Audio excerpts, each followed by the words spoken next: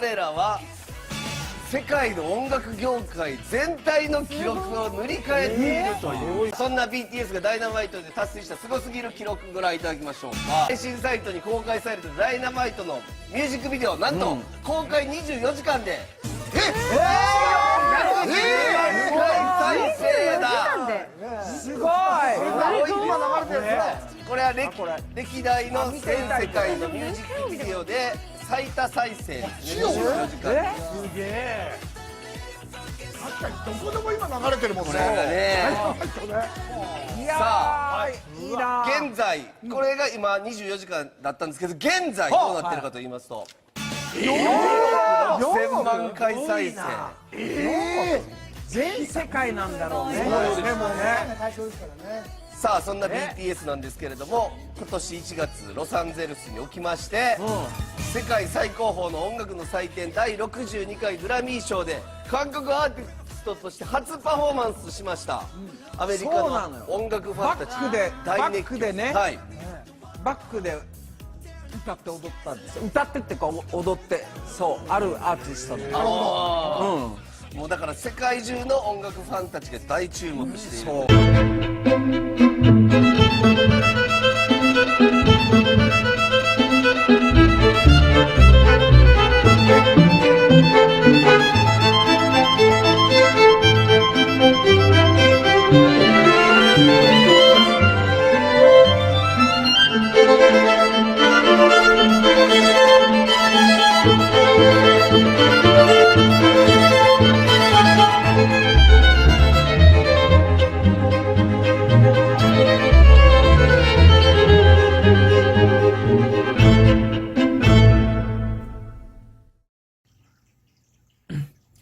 안녕하세요. 정치를 품격 있게 풀어드리는 정치클래스TV의 심상만입니다.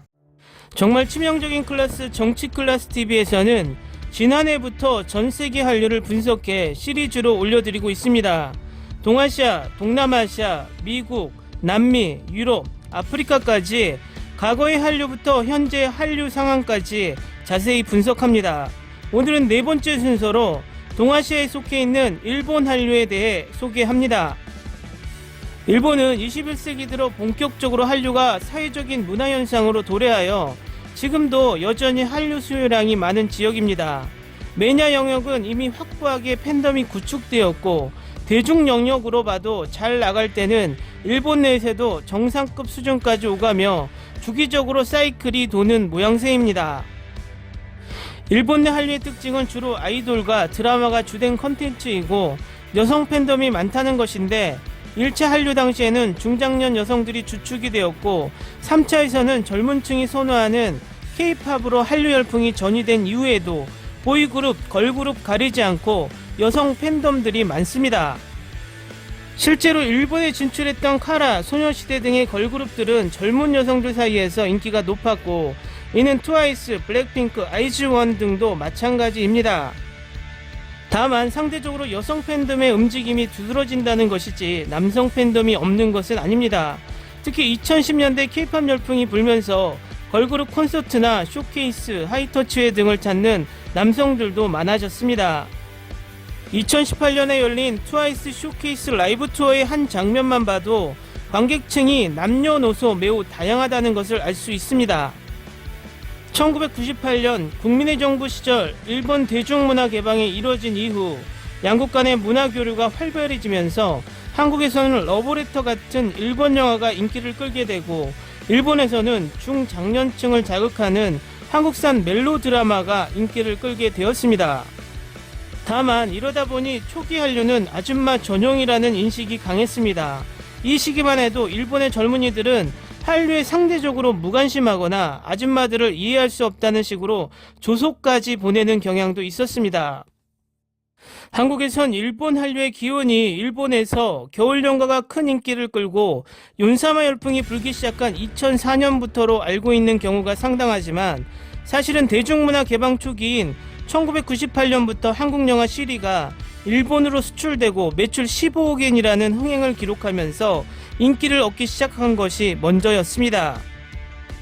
이후 2000년엔 남북한 소재를 재차 이용한 공동경비구역 JSA, 2001년작인 코믹멜롬을 엽기적인 그녀도 일본에서 어느 정도 성과를 거두었으며 어린 나이에 일본 현지화 전략으로 진출한 보아 역시 일본 가요계에서 큰 성과를 거두게 됩니다.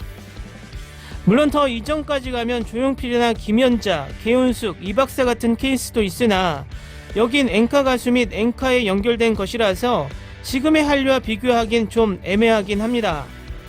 참고로 조용필의 경우는 한국에선 다양한 장르를 시도한 가수로 호평받지만 일본에선 돌아와요 부산항해가 인기를 끈 케이스라 활동 당시엔 엔카 가수 이미지가 강했습니다. 하지만 이건 개인이나 개별 작품이 인기를 끈 것이지 한류라는 사회현상이 도래한 수준은 아니었고, 즉 일본에서 본격적으로 한류라는 사회현상의 기반을 다진 작품과 인물은 겨울연가와 배용준이 맞습니다. 쉬리가 일본에서 인기를 끈 것은 사실이긴 해도 그것이 한국의 이미지를 바꿀 정도는 아니었던 반면 겨울연가는 일본의 주류 매체를 통해 방영된 최초의 한국 작품일 뿐만 아니라 한국어 원작 그대로 방영된 한국 드라마라는 의미까지 가지고 있습니다. 더 결정적인 것은 이 당시까지 대중매체에서 아웃사이더로 취급받던 일본 주부들이나 중년 여성들을 신흥 세력들로 부상하게 만든 작품이라는 의미도 추가됩니다. 여기에 겨울연가를 계기로 한국에 대해 비우호적이거나 별다른 감정이 없던 일본 여성들에게 한국이 사랑스러운 나라라는 이미지까지 부각시켜 친한 감정도 품게 만들었던 것입니다. 이후 일본의 한국 드라마들이 다수 방영되면서 대장금 등도 인기를 끌게 됩니다. 반대로 설명하자면 한국에도 일본 영화가 인기를 끌었고 엑스제팬이나 아무로나미에 같은 가수들이 알려지면서 마니아층이 형성되기도 했지만 그게 한국 사회 전반에 영향을 미칠 정도는 아니었던 것과 비슷하다고 보면 됩니다. 이런 점 때문에 일본 가요계에서 대성한 보아 같은 경우엔 배용준과 함께 가수는 보아, 배우는 배용준 이런 식으로 1차 한류의 주역으로 평가받기도 합니다. 다만 파급력 면에서 배용준이 더 높았고 배우의 경우 배용준 이후 다수 연기자들이 일본에서 한류 스타로 부상하며 한류 현상이 지속된 반면 보아는 일본 가요계에서 활동하는 한국인이었을 뿐 보아로 인해 이후 일본 국내에서 한국 가요에 대한 팬덤층이 획기적으로 늘어나거나 한 것은 아니었기 때문에 역시 일본의 한류 열풍 원조는 배용준이라고 보는 사람도 많습니다. 실제 보아는 밀리언을 2번 찍었던 만큼 당대 일본에서 손꼽히는 인기 가수였던 건 틀림없습니다. 다만 보아의 일본 프로듀싱은 에어백스에서 맡았고 일본 싱글곡들은 일본인 작사가와 작곡가가 쓴 것입니다.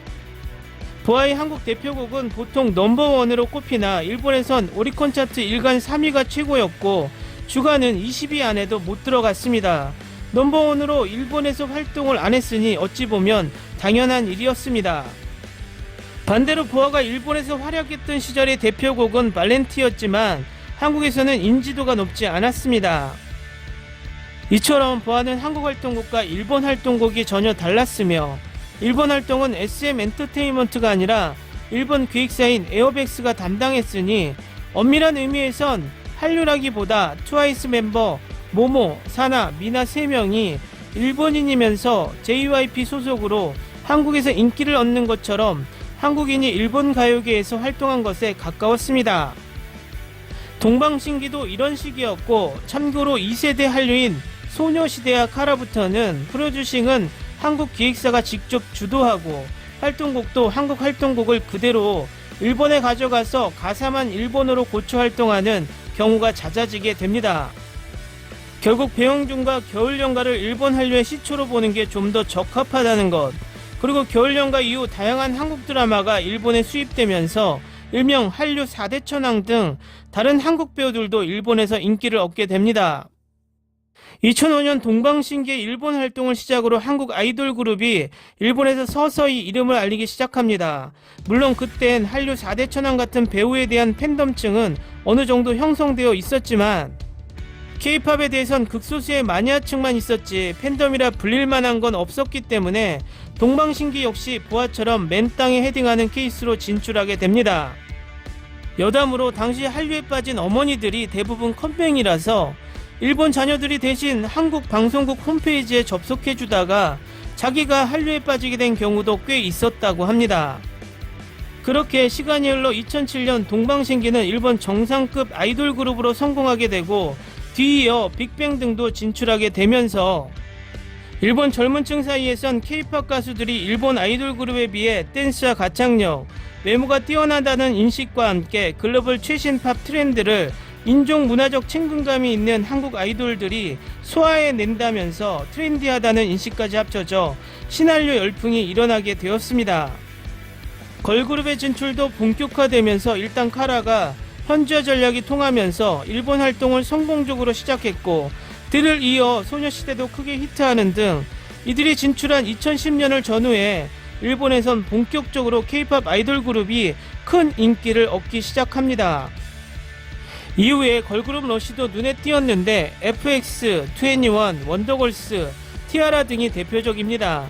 특히 카라와 소녀시대 두 걸그룹은 일본의 팬덤 자체가 탄탄했기 때문에 현지 인기의 척도인 콘서트에서도 도쿄돔 매진을 이루는 등 일본 국내에서도 정상급 가수로 활발한 활동을 펼쳤고 한국어 앨범을 출시해 높은 판매고를 올리기도 했습니다. 다음은 BTS 다이너마이트 그래미상 수상 놓치다라는 제목의 일본 기사입니다. 미국 음악계의 축제 제63회 그래미상 시상식이 15일 미국 로스앤젤레스에서 열렸습니다. 최우수 팝 듀오 그룹 퍼포먼스 부분에 노미네이트 되었던 한국 출신 7인조 남성 아이돌 그룹 BTS의 다이너마이트는 수상을 놓치고 레이디 가가와 아리아나 그랜데의 레인 온 미가 수상했습니다. 이 기사의 일본 댓글 반응입니다. 왜 아사히 신문에서 한국 연예인 수상 놓쳤다라는 제목으로 기사를 쓰고 있는 것일까? 관점이 재미있다. 방금 후지TV에서 들었습니다. 죄송합니다. 죄송합니다라는 말을 일본말처럼 말하고 있었습니다. 그것은 유감입니다. 이 외에도 나가사키현 출신의 타악기 연주자 오가와 케이타가 참여하는 미국의 그룹 스나키가 최우수 컨템퍼러리 경음악 앨범상을 차지했다. 일본의 신문이라면 이쪽을 메인으로 쓸 수 있어라. 너희들은 뭐냐? 왜 일본 아사히 신문이 한국 연예인 수상 놓쳤다라는 제목으로 외국 연예인 기사를 쓰고 있을까? 자국의 일처럼 보도하고 있지만 아사히 신문은 한국은 자국이라는 인식일까? 아니면 아사히 신문에 한국은 현실적인 자국이라고 생각하는 것일까? 왜 다른 놓친 사람들은 기사화하지 않는 걸까? 아사히 신문에 의문밖에 없다. 일본인이 있는 그룹이 수상했다지요. 보통은 그것을 기사에 처음으로 올리는 거잖아요. 어떻게 된 거야? 어떤 기사가 있었지? 이곳은 어느 나라이죠?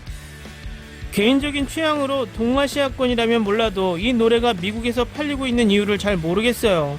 참신함도 느끼지 않으며 특별한 멋도 생각되지 않는다. 후지TV도 어제부터 정보 프로그램에서 뉴스를 보려고 하면 끝없이 한국 그룹의 특집을 하고 있어 채널 변경했지만 오늘 아침도 BTS 수상될까라는 것을 반복하고 있어. 일본인 수상자 그 사람은 수루하거나 마지막에 덤으로 일본인도 모모상을 수상했습니다라고 작게 보도하고 있어서 미디어가 이래서 일본의 미래는 없네요. 후보 자체가 큰 서비스였던 것입니다. 이런 스타일은 미국에서 받기 어렵다. 아사히, 메일, 공동, 스포니치, 일본 테레비와 일본 언론이 일제히 BTS의 것을 보도하는 것은 이웃나라 성향의 자세가 나와 있다고 생각합니다. 솔직히 의외였다. BTS가 수상한 것이 아니고 그래미는 아리아나와 레이디 가가라고? 그리고 두아리파가 본명이라고 생각했습니다. 우선 축하드립니다. 일본 댓글 반응 잘 보셨나요? BTS가 그래미 어워드 수상을 하지 못하자 일본 아사히에서 속보를 내고 1시간도 안 된 기사에 댓글 2,000개와 그 댓글에 무려 좋아요 싫어요 숫자가 4만 건이 넘었습니다.